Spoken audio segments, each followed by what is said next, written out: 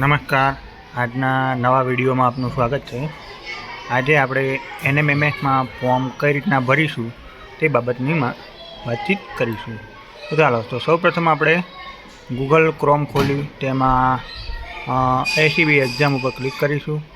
ત્યારબાદ state examination board પર click કરીશું। આ રીતના એક પેજ જોવા મળશે, એમાં ઓનલાઈન એપ્લિકેશન ઉપર ક્લિક કરીશું। ત્યાંથી એપ્લાય પર ક્લિક કરીશું। ત્યાં આગળ સ્ટુડન્ટનો 18 આંકડાનો ID નાખવાનો છે। હું મારા SSCના પોર્ટલ ઉપરથી હું એનો નંબર ક્લિક કરી કટ કોપી પેસ્ટ કરી અને અહીંયા લઈ લઈ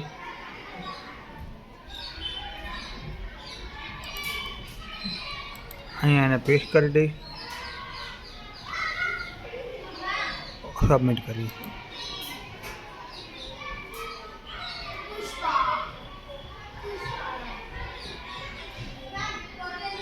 આ રીતના એક નવું ઇન્ટરફેસ જોવા મળે છે। તેમાં હવે વિગતો નાખતા જવાનું છે। હું વિગતો નાખી દઈશ, અંદરની વિગતો બધી ભરતા જવાનું છે। બાળકને પૂછીને એની એન્યુઅલ ઇન્કમ, જો શાળા એની એજ હોય તેની રીતે જ રાખવાની છે અને બાકીની બધી વિગતો ભરતા જઈશું અને છેલ્લે સબમિટનો ઓપ્શન આપીશું। સબમિટ કરતાં એક નંબર જનરેટ થઈ જાય છે। એ નંબર જનરેટ કરીને તે આપણા કાગળમાં લખી લઈશું। ત્યારબાદ ફોટો અને સિગ્નેચર અપલોડ કરવા માટે અપલોડ કરીશું। અહીંયા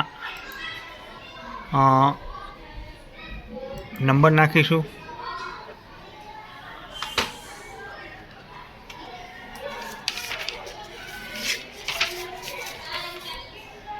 $71 55 767 અને અહીંયાની બર્થડે નાખીશું 25/4/2004 ક્લિક કરીશું, સબમિટ કરીશું।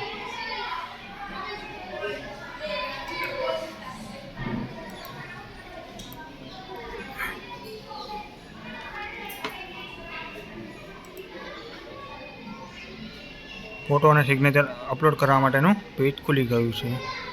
આ પેજમાં બ્રાઉઝ ઉપર ક્લિક કરી અને દરેક ડોક્યુમેન્ટ અપલોડ કરતા જઈશું।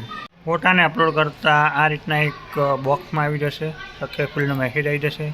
તમે જોઈ શકો છો અને મેં એનું આવક, આધાર કાર્ડ, ફોટો અને સાઇન એ બધું અપલોડ કરી દીધું છે। ત્યારબાદ હવે એને કન્ફર્મ ધ એપ્લિકેશન નંબર ઉપર ક્લિક કરીશું। કન્ફર્મ ધ એપ્લિકેશન ઉપર ક્લિક કરતાં ફરીથી પાછું ઇન્ટરફેસ ખુલશે। ત્યાં આગળ આપણે નંબર નાખવાનો રહેશે એનો NMMS 71 55 767 અને એની બર્થડે નાખવાની રહેશે 25/12/2012 25/04/2012 સબમિટ કરો। સબમિટ કર્યા આ રીતના ઓપન ધ પેજ આવી જશે। ઓપન કરો, કન્ફર્મ કરો। કન્ફર્મ કરતાં યસ ધ